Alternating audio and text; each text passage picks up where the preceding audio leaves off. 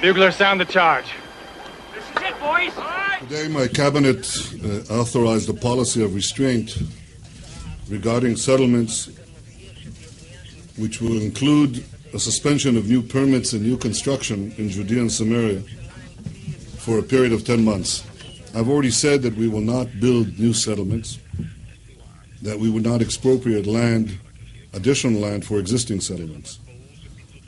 And I said that we would restrain settlement activity.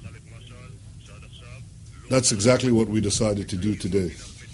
We are doing what we are committed to do every day, despite any government decision to build everywhere in this country, to make homes for every Jew in this country. This is our mission, with the government, without the government. We don't think even for a minute to deviate from that mission. We invite you to be part of all this beautiful life, to share with us the delights of building new outposts, new homes.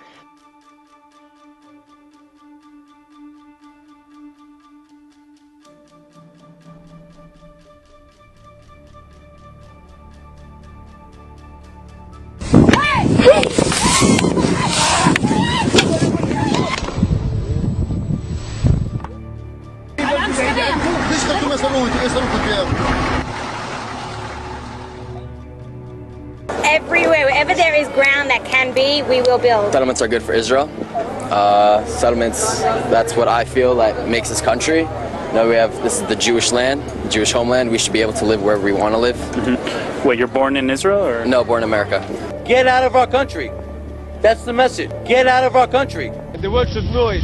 And we are now the outpost of democracy in the Middle East. And we're going to show it to the world. So with the settlement freeze and the settlers insisting that they're going to continue building, one question that we had was, where do they get the money to continue building? Well, that is a very good question. So there is a legal question. Can the bank now say, well, because there is a freeze, we will stop giving the money? I think the international legal aspect is very clear. They are not allowed to sign the contract in the beginning.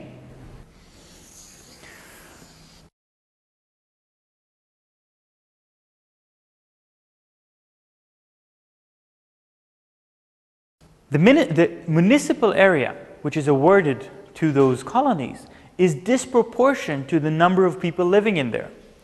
Take, for example, Ma'ale Adumim. Ma'ale Adumim is an illegal colony east of Jerusalem, where about 30,000 people live. But Ma'ale Adumim has a municipal area which is 1.5 times the size of the municipal area of Tel Aviv. Tel Aviv is Israel's a major city with about 500,000 people living there. So 30,000 people get more municipal area than 500,000 people living inside the Green Line. Therefore, this municipal area becomes part of the colony. And what the army does, they evict all the Palestinians who live in the municipal area. They kick them out, saying this is not safe for the colonists to live surrounded by Palestinians. So it's much easier for the army to protect the colonists if we just kick out all of the Palestinians living in that area. So the Palestinians are being kicked out, and this municipal area becomes all sterile, clean of Palestinians. But the story doesn't end there. The story continues when the colonists want to establish a new neighborhood. But rather than establishing their neighborhood close to the center, they establish it right at the border of their municipal area. It could be 7 kilometers away. It could be that the colonists don't even see each other. They don't even know each other. It's, for all purposes, a new settlement, a new colony. But the way that they officially present it, it is as if it is part of the same community. And then again, The water administration of Israel connects this new neighborhood to water. The electricity company connects it to electricity. The Ministry of Transportation will make sure that they have their own road. And the army would put their own platoon to protect this new neighborhood. But the settlers here live very close to the Palestinians who remain outside of the municipal area. And they start to call the army and say, we don't feel safe.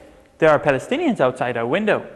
We live right next to the Palestinian towns and villages. So help us and protect us. What the army would usually do in response to these calls by the colonists is to kick out the Palestinians from this area. Destroy houses, prevent farmers from using their lands, prevent shepherds from herding their sheep, and basically turn this area as well into another kind of sterile area, free of Palestinians, without Palestinians, so that the colonists could feel safe. And after a while, the colonists would come to the Ministry of the Interior again and say, you know, all this land around us is empty. There are no Palestinians around us now. So why not add this new land to the municipal area? And so the Ministry of the Interior gives them some more municipal land. And the story repeats itself, because the next neighborhood they can build here and then get another piece of municipal area. And meanwhile, the colony can expand also in another direction. And this is the rate of expansion, very rapid, by which colonists can increase their control over the land.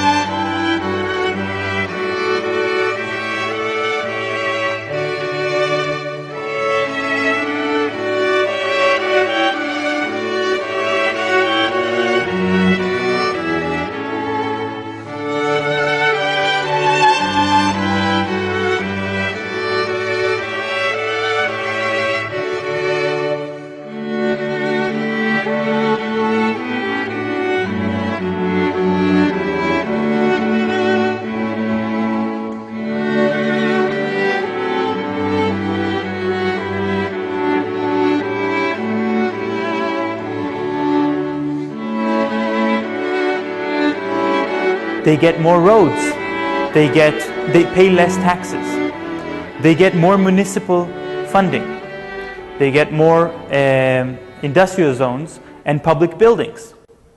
So what we saw before, Netanyahu speaking about freezing the settlements, is in fact a complete contradiction to the fact that still those illegal colonies continue to receive funding from the government. And while the Israeli population grows by an average of 1.8% every year, this is the rate of growth of the Israeli population, the rate of growth of the settlements, of the colonies, is over 7% every year. Which means that because of all these subsidies, because of all this support by the government, the colonies are expanding rapidly, and more people are drawn to live in the colonies because that's how they can get a lot of subsidies. And this is where the Bank of Dexia comes in. Dexia is a Belgian bank. And as a Belgian bank, they have businesses all over the world. One of the areas that they've decided to invest is the West Bank. Although what they are doing, in fact, is illegal, because they are providing assistance to a war crime, should be completely clear that building colonies in an occupied land is a war crime. So they are collaborating with a war crime. And they are doing this, they have been doing that as a private bank because of the very nice interest that they got for their loans. They gave loans to those colonies, the colonies used the money to expand, to grow, and they paid a high interest to the Bank of Dexia. And you can even see the numbers in this graph of how much money in billions of shekels has been invested already into these special subsidies. And the municipality budget, which is right there, at not at the very top, but one of the very top, budgets is at almost 25 billion shekels. And right above it is the housing budget, the housing subsidies of about almost 35 billion Israeli shekels. So altogether, we're talking about 60 billion Israeli shekels, just municipalities and housing. And 60 billion Israeli shekels is more than 10 billion euros.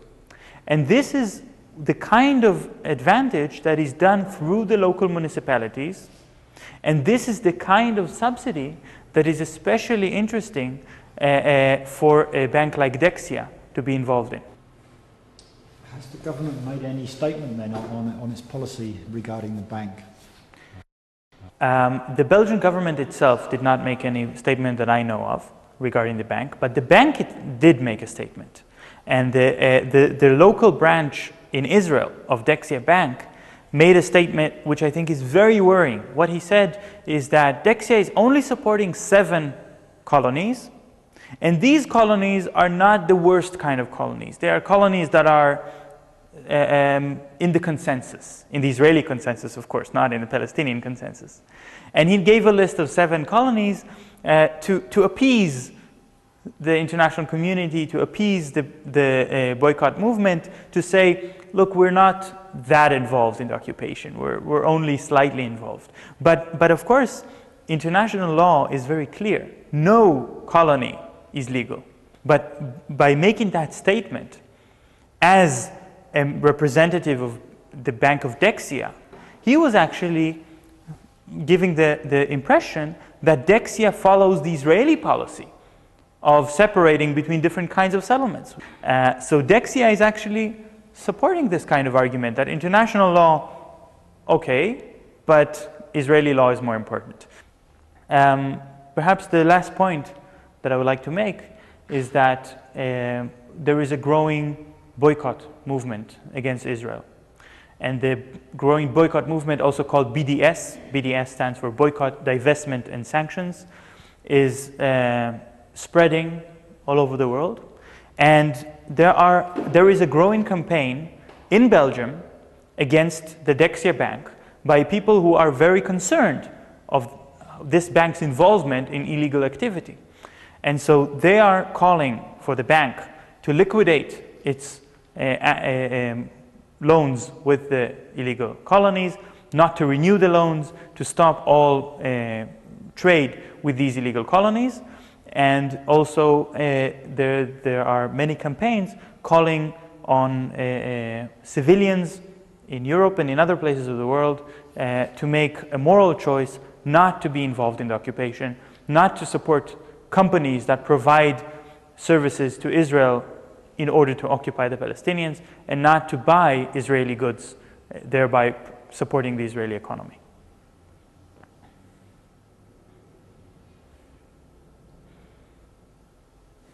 Do you have any questions?